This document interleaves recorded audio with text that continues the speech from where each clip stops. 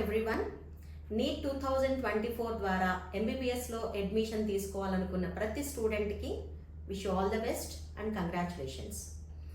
Coming to 2024 NEET paper analysis, బాటనీలో 56 questions ఇవ్వడం జరిగింది. ఎన్సీఆర్టీ 11th టెక్స్ట్ బుక్ నుంచి 33 ఇస్తే 12th టెక్స్ట్ బుక్ నుంచి 23, అంటే nearly 60% are from 11th text book, 40% are from 12th text book. Whereas zoology తీసుకున్నట్లయితే 46 questions ఇవ్వడం జరిగింది.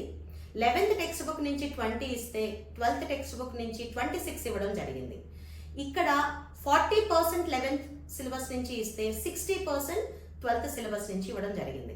అంటే ఓవరాల్గా బయాలజీలో టుగెదర్ 11th అండ్ 12th తీసుకున్నట్లయితే 50% of questions are from 11th text book and 50% of questions are from 12th textbook. So overall గా balanced question paper ని ఇవ్వడం జరిగింది.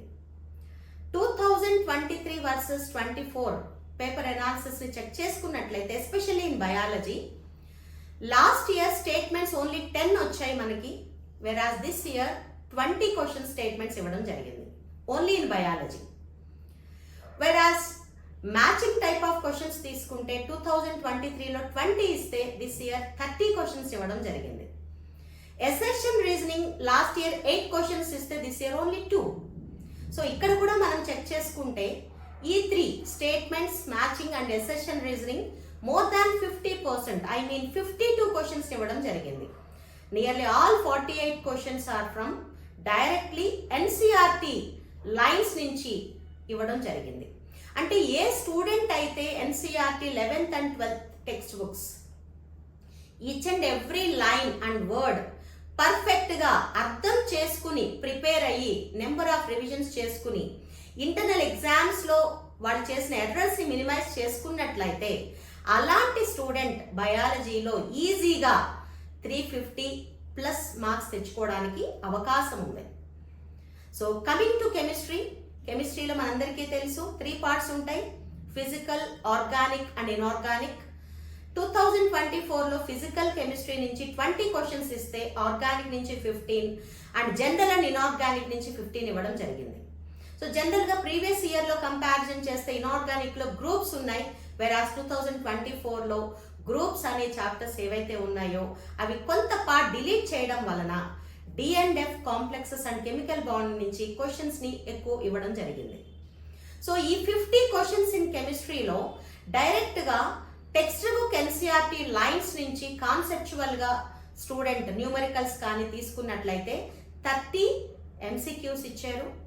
వెరాజ్ assertion reasoning, statements and matching type తీసుకున్నట్లయితే nearly 20 questions.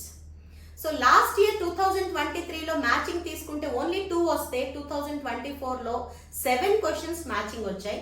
But matching questions ఈజీగానే student answer చేయగలిగేలా ఇచ్చారు. So ఇక్కడ chemistry part last year versus this year తీసుకుంటే 5 to 10% ఈజీగానే పేపర్ని సెట్ చేయడం జరిగింది.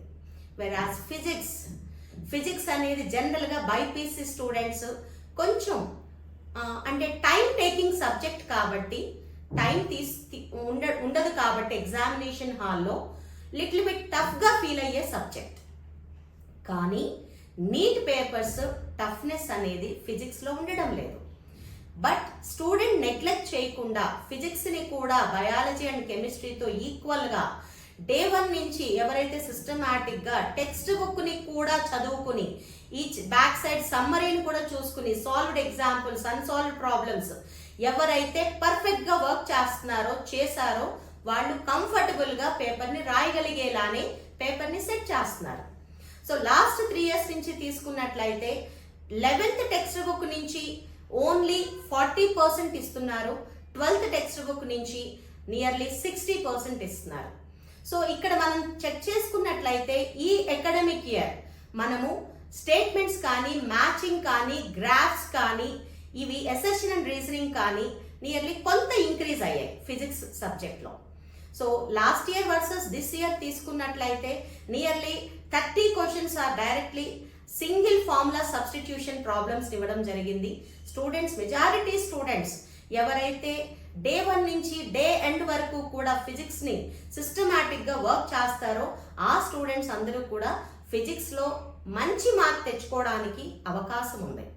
So coming to cut off mark 23 versus 24 తీసుకున్నట్లయితే 23లో మనము ఓసీ కానీ ఓబీసీ కానీ all categories last year versus this year కొన్ని సీట్లు పెరిగినప్పటికీ కూడా ఒక 5 to 10 మార్క్స్ ఇంక్రీజ్ అయితే కానీ సీట్ రావడానికి అవకాశం ఉండదు అనేది నా personal feeling. So thank you very much.